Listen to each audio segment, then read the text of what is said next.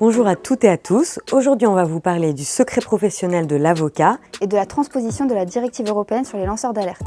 Deux sujets qui concernent les directions juridiques et qui sont à l'agenda du mois de novembre.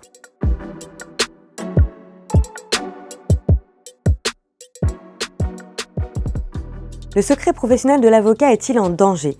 C'est en tout cas le sentiment partagé par la profession qui se mobilise de manière unanime contre la version du projet de loi Confiance dans l'institution judiciaire, validée par les députés et les sénateurs en commission mixte paritaire fin octobre. Si l'article 3 du texte consacre au sein du Code de procédure pénale le respect du secret professionnel de l'avocat tant dans son activité de conseil que de défense, il admet de trop nombreuses exceptions, notamment en cas de perquisition au sein du cabinet ou du domicile de l'avocat. Jusqu'ici, la limitation du secret professionnel découle de jurisprudence française et européenne que la profession estime contraire à la loi de 1971.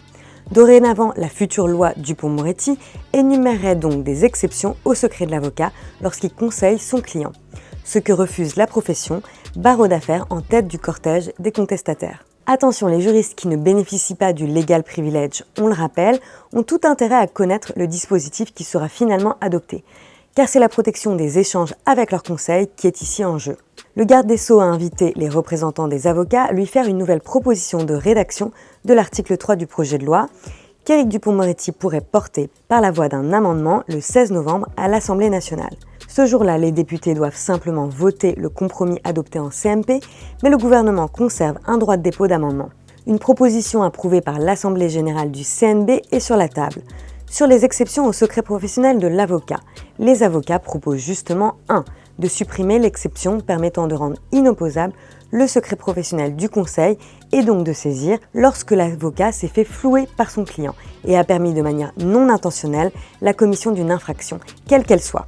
Car cette mention annule purement et simplement le secret professionnel, estiment les avocats. Deuxième élément, la profession valide l'inopposabilité de ce secret en cas d'enquête ou d'instruction sur des faits de fraude fiscale, de financement du terrorisme, de corruption, de trafic d'influence ou de blanchiment de ces délits. Mais sous réserve que les pièces saisies établissent, et je cite, de manière intrinsèque la preuve de leur utilisation par l'avocat aux fins de commettre ou de faciliter sciemment la commission de ces infractions. Donc les enquêteurs devront justifier de la participation intentionnelle de l'avocat à l'infraction.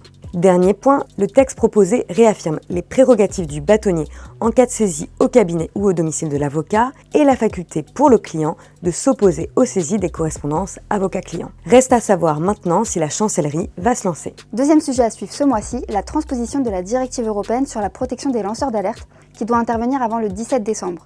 La France n'est pas en avance puisque les textes de transposition ne seront débattus en séance publique qu'à partir du 17 novembre. Alors à quoi doivent s'attendre les entreprises avec cette transposition ? Par rapport à la loi Sapin 2, il y a plusieurs avancées importantes. La procédure de signalement du lanceur d'alerte sera simplifiée, puisqu'il pourra maintenant l'adresser directement soit à son supérieur hiérarchique, soit aux autorités administratives ou de justice. Il pourra aussi recourir à la divulgation publique, via les médias notamment, dans des cas élargis. Par exemple, si son signalement n'est pas traité dans un délai de 3 à 6 mois, ou s'il risque de faire l'objet de représailles, licenciement, discrimination, etc.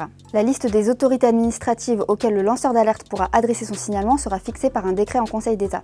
Autre point, le régime de protection sera étendu aux facilitateurs, c'est-à-dire les personnes qui ont aidé le lanceur d'alerte à réaliser son signalement. Les personnes morales comme les syndicats ou les associations seront désormais protégées. Le texte vise aussi à lutter contre les procédures bâillons en permettant au lanceur d'alerte, durant le procès, de demander au juge de lui allouer une provision qui sera mise à la charge de l'autre partie. Enfin, les sanctions ont été relevées. Par exemple, l'auteur de représailles à l'égard du lanceur d'alerte risque désormais 3 ans de prison et 45 000 € d'amende. Alors, est-ce que ces nouvelles mesures sont jugées suffisantes par les ONG ? Pas vraiment. Elles demandent au gouvernement de compléter le dispositif en créant un fonds de soutien pour aider les lanceurs d'alerte à payer leurs frais de justice, mais également de renforcer les sanctions prévues par les textes qui ne leur semblent pas assez dissuasives pour les grosses entreprises. Quant à la défenseure des droits qui a rendu son avis la semaine dernière, elle considère que cette réforme constitue un progrès démocratique, mais elle estime tout de même que les textes mériteraient d'être améliorés. Elle suggère notamment de remplacer la provision sur les frais de justice par l'extension de l'aide juridictionnelle aux lanceurs d'alerte, mais aussi de prévoir des sanctions à l'encontre des entreprises qui ne respectent pas leur obligation de mettre en place une ligne d'alerte. L'œil de la rédac, c'est fini pour aujourd'hui. En attendant de se revoir, vous pouvez nous suivre sur Twitter et depuis peu sur Instagram. On vous souhaite une très belle semaine et on vous donne rendez-vous début décembre pour le prochain épisode.